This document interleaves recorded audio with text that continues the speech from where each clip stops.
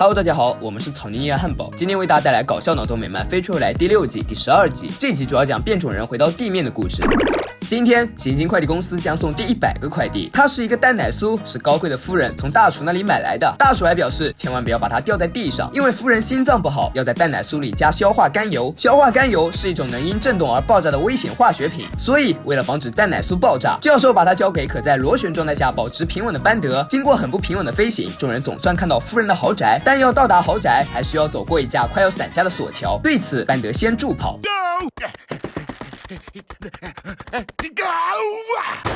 然后平安来到豪宅，把蛋奶酥交给夫人。随着夫人拿起叉子，大家以为要迎来一场爆炸，结果什么都没有发生。紧接着，夫人让管家把蛋奶酥给了后院的狗。为了感谢大家，夫人邀请他们参加明天的基金筹集会。筹集会是夫人举办，在2912年4月10日，夫人和丈夫登上陆地泰坦尼克号客轮。后来客轮撞上一个油箱沉没，2000余人因此丧生，其中就包括夫人的丈夫。于是为了纪念自己逝去的爱情，夫人建立了这个基金会。今年该基金将大力支持全美变种人奖学金。听见变种人，弗莱立刻看向莉拉，莉拉却叫他小心点，因为变种人不允许来到地面。如果有人问起自己，就说他是外星人。而夫人之所以要资助变种人，主要原因是变种人在下水道过得很艰难，但他们还是要维护各种管道以及粪便槽沟，以此来保证地面上高雅社会的正常运作。所以为了让每个变种人都能在布朗大学一个低等教育院校学到通厕所的技术，夫人希望大家都能慷慨解囊。莉拉觉得他这完全是在贬低变种人。的确，夫人此举是想让变种人有活干，不然他们又要没有教养的来争夺所谓的平等权利，这让身为变种人的莉拉更加气愤。正当他果断离开时，弗莱不小心把他是变种人的事实说漏嘴，夫人叫来警察，警察把莉拉扔进了下水道。不过这样也好，至少莉拉可以和父母在一起。公司班德开派对庆祝送了100个快递，可除了他，其他人一点也开心不起来，他们都为莉拉感到难过。为了让她重新回到地面，几个人向市长求情，但市长不仅没让莉拉回来，还怪他们蓄意藏匿变种人。另一边，在父母的带领下，莉拉发现变种人的生活非常糟糕，这导致她无比憎恨地面上的人，觉得是他们逼变种人活成了这个样子。突然，小伙伴们出现，由于私藏变种人，他们被判在下水道驻留2周。借此，弗莱向莉拉道歉，相信通过2周的下水道生活，他能真正理解变种人的难处。莉拉却说，如果真要理解，那你就跳进污水湖变成变种人吧。可弗莱不想成为变种人，莉拉因此对地面人的恨意又多了1分。之后，大家在下水道看见当年那个陆地泰坦尼克号客轮，他们来到客轮内部，艾米在里面找到一个保险箱，保险箱里有当时的旅客名单和一枚钻石戒指。教授表示，该钻石是无价的量子能绿宝石。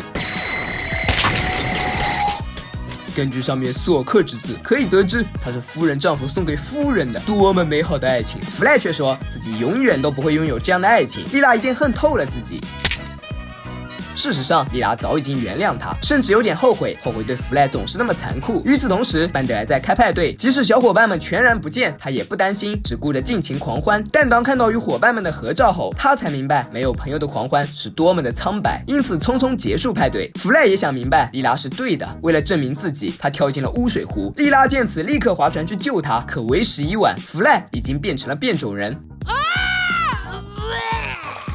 好在他终于理解变种人的感受了。莉拉认为这是他做过最蠢的，也是最甜蜜的一件事，让弗莱和自己去鼓舞其他变种人。在他们的鼓励下，变种人开始反抗地面人，不再好好维护各种管道和粪便槽沟，甚至于弗莱还叫班德折弯了聚集城市中的所有污槽的管道，把地面人排下来的污水都排回到地面，城市立刻变得肮脏不已。但反抗仍在继续。对此，夫人要求市长作为基金会的最大捐助人，必须要有所作为，因此市长便把所有污水都排进了麦迪逊立方体公园。就在2个人以为事情总算解决时，变种人又从下水道出来了，他们义愤填膺，是要为自己讨回公道。莉拉更是表示，变种人隔离政策到今天结束了，我们要求和地面人平等的权利，平等的来到地面生活。夫人拒绝，并向变种人扔了一个污物追踪导弹，结果导弹击碎了装满污水的公园，污水再次冲向城市，眼看它就要吞没人群。弗莱拿着钻石戒指及时出现，然后利用钻石的力量劈开污水。对于戒指，夫人知道它是丈夫要送给自己的礼物。不过那又怎样呢？他车里还有一个相同钻石的吊灯。可弗赖要说的不是钻石，而是旅客名单。旅客名单表明，当时客轮上有变种人，她是莉拉的外婆。她告诉众人，当年客轮下沉时，妈妈带着她跑向了最近的救生车，但地面人已经占领了车上的所有空位。就在她快要绝望时，是夫人丈夫把生的希望给了她和妈妈。听了她的故事，夫人终于决定要像丈夫一样平等的对待变种人，让变种人重获自由。莉拉也接受了弗莱的心意。就在两人甜蜜 kiss 时，弗莱变回原样。原来他没有变异，一直寄居在夫人丈夫的身体里。而夫人丈夫由于在客轮下沉时掉进了污水湖，就变成了变种人，一直生活在下水道里。如今变种人总算可以正大光明来到地面。莉拉带着家人参观公司，班德也可以开一个很有意思的派对。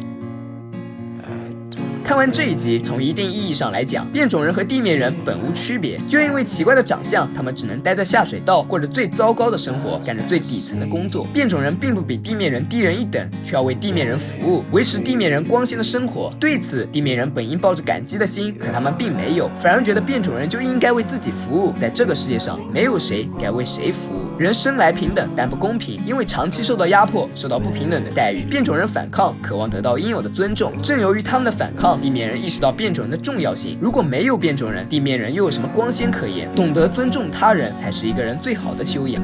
本期视频就到这里了，喜欢的小伙伴别忘点赞、评论、加关注，咱们下期再见，拜拜。